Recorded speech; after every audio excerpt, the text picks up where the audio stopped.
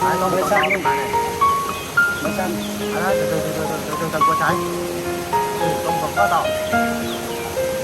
Đấy, màu cũng siêu đẹp anh em à. Đấy, một chú vai xanh. Anh em nào gần muốn nuôi thì liên hệ anh em mình. Đây thằng em tiếp tục. Wow.